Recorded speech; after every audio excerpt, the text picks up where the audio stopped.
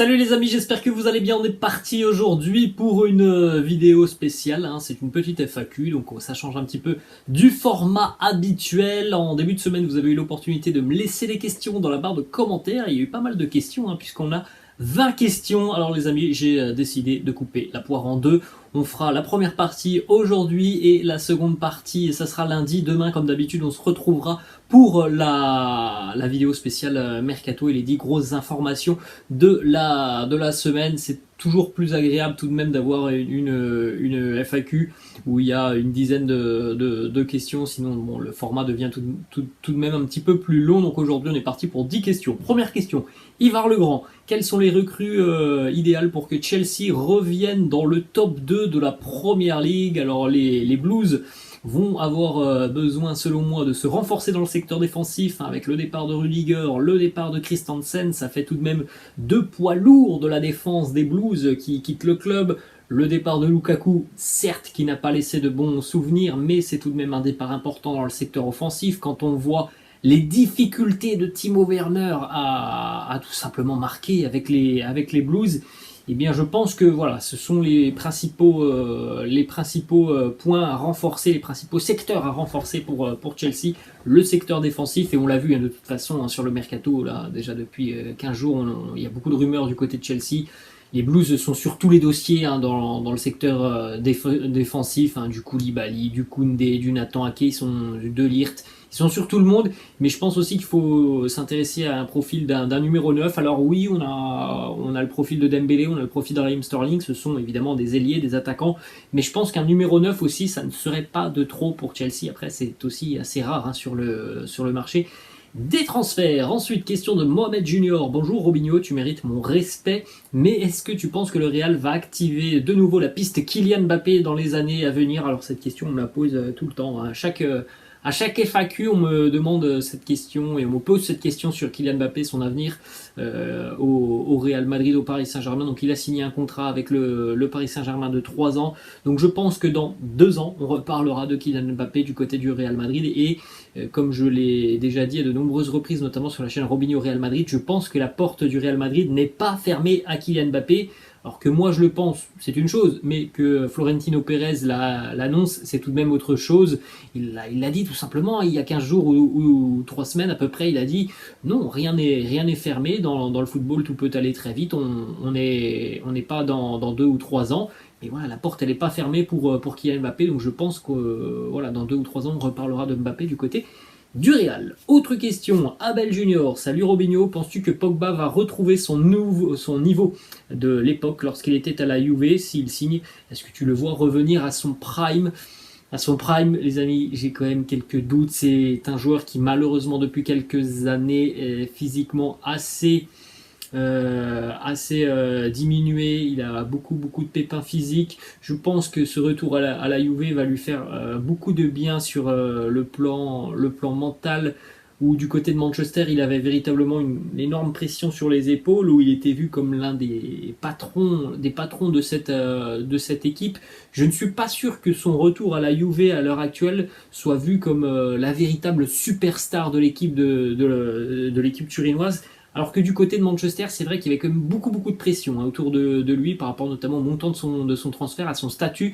Donc je pense que c'est quelque chose qui va lui faire beaucoup de bien de revenir à la Juve après le revoir à son prime. Alors il est encore très jeune, hein, Paul Pogba, mais j'ai quand même des doutes par rapport à toutes les blessures et les pépins physiques qu'il a enchaînés depuis quelques années. Mais je suis persuadé que ce sera tout de même mieux pour Paul d'être du côté de la Juve qu'à Manchester United. Ensuite, question de Clay29. Que penses-tu du nouveau projet du Paris Saint-Germain? Alors bon, vu comme ça, vu de ce que l'on entend des arrivées, oui, et de ce que nous a dit Nasser Al-Khelaifi, le président, on ne veut plus de bling-bling, on veut une équipe, on veut un collectif, on veut des joueurs qui mouillent le maillot.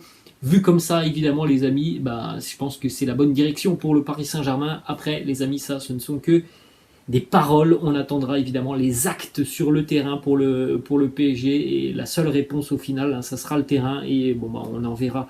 On en saura tout de suite beaucoup plus, hein, les amis, dans quelques semaines maintenant, à la reprise du championnat, et puis courant du mois de septembre aussi avec la reprise de la Ligue des Champions. En tout cas, Voilà, ce qui ressort du Paris Saint-Germain, des envies du club à l'heure actuelle, ça semble être tout de même la bonne direction qui est prise par le PSG. Ensuite, question de Siaka Bodian. Est-ce que Haaland ne va pas se casser les dents du côté de Manchester City? Moi, je ne pense pas. Je pense que Haaland va s'imposer du côté de Manchester City. C'est quelqu'un qui a gravi des échelons tout au long de sa carrière. Salzbourg, le Borussia Dortmund, c'est un buteur né tout simplement, Erling Haaland. Il a beaucoup marqué en Bundesliga, il a beaucoup marqué en Ligue des Champions, ou en Ligue des Champions il a affronté aussi d'autres styles d'équipe que celle de Bundesliga, parce que parfois la Bundesliga est critiquée parce qu'il y a beaucoup de buts et c'est un championnat qui semble être facile pour les buteurs. Bon, voilà, je pense tout simplement que Haaland, que ce soit la Bundesliga ou ailleurs, il s'imposera. C'est un monstre tout simplement en physique, c'est un serial killer devant le but. Donc non, je ne vois pas Erling Haaland avoir des problèmes du côté de Manchester City. Ensuite, une question un petit peu plus personnelle, pardon. De Marina Aqualisan, qu'est-ce qui t'a poussé à être youtubeur? Alors ça fait, je ne sais même plus, ça fait peut-être 5 ou 6 ans que j'ai démarré les vidéos sur YouTube. En tout cas, ça fait quand même quelques années.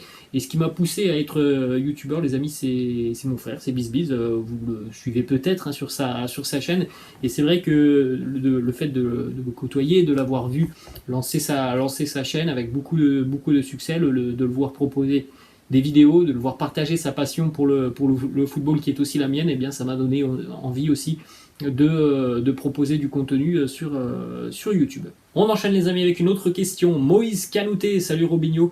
Pensez-vous que Cristiano Ronaldo va partir au Bayern Munich? Alors les informations qui sont sorties déjà depuis une dizaine de jours annoncent que Ronaldo a été proposé au Bayern par son agent, notamment Jorge Mendes, mais que le Bayern a visiblement décliné la proposition de Jorge Mendes. Donc je ne pense pas que Ronaldo évoluera au Bayern l'année prochaine. Après, on pourrait avoir encore des surprises évidemment pendant ce mercato, mais je ne pense pas qu'il sera au Bayern, même si moi personnellement j'aurais beaucoup aimé voir Cristiano du côté du Bayern dans une équipe qui est résolument très très offensive, où il aurait eu énormément de ballons, comme Lewandowski a eu énormément de ballons depuis quasiment une dizaine d'années au Bayern, donc c'est un petit peu moins, mais voilà, je pense qu'il aurait été beaucoup servi. Cristiano, c'est un style de jeu très offensif, le style du Bayern, donc voilà, ça aurait été, je pense, une très très bonne idée pour lui. Après, bon, visiblement, le Bayern ne souhaite pas accueillir Cristiano. Ensuite, question de John Dealey.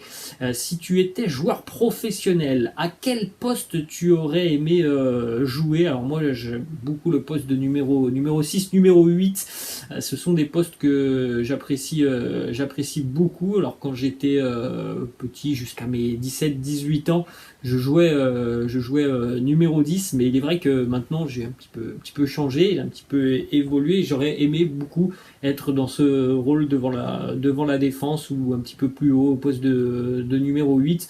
Ce sont deux postes voilà, que j'apprécie beaucoup.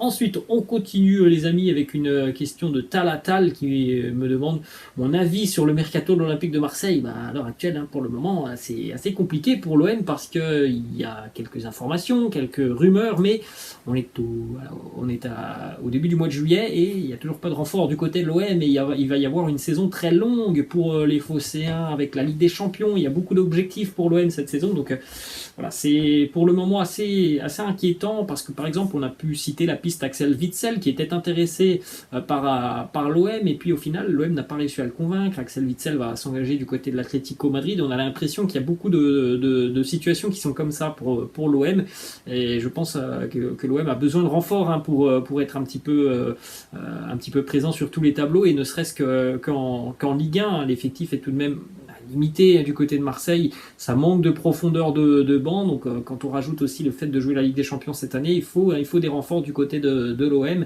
et c'est vrai qu'à l'heure actuelle, début du mois de juillet, je pense que les supporters marseillais peuvent être un petit peu inquiets, parce qu'il n'y a pas beaucoup de mouvements très positifs hein, du côté de l'OM. Ensuite, on va terminer les amis avec la dernière question de cette première partie de FAQ, question de Visca Barça par rapport aux Girondins de Bordeaux. Penses-tu que Bordeaux arrivera à revenir en Ligue 1 dans un futur proche?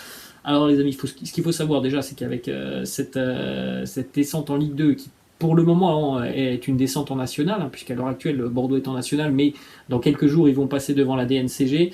C'est sûr qu'on voit qu'il y a beaucoup de problèmes à Bordeaux. Bon, on le savait, hein, financièrement le club ne va pas très bien, donc je ne sais pas s'ils seront en Ligue 2 ou en nationale. En tout cas, voilà, c'est tout de même une équipe, les Girondins de Bordeaux, qui est mythique, qui fait partie du paysage du football français, qui se relèvera et qui reviendra en Ligue 1. Bordeaux, c'est une ville immense, c'est pas comme si c'était une petite ville qui tombait en national. Bordeaux est une ville immense. Qui retrouvera quelqu'un, voilà, un repreneur sain, voilà, parce qu'on a bien vu, hein, depuis quelques années, que les différentes personnes qui sont venues du côté de Bordeaux, ces investisseurs américains, c'était pas tellement sérieux.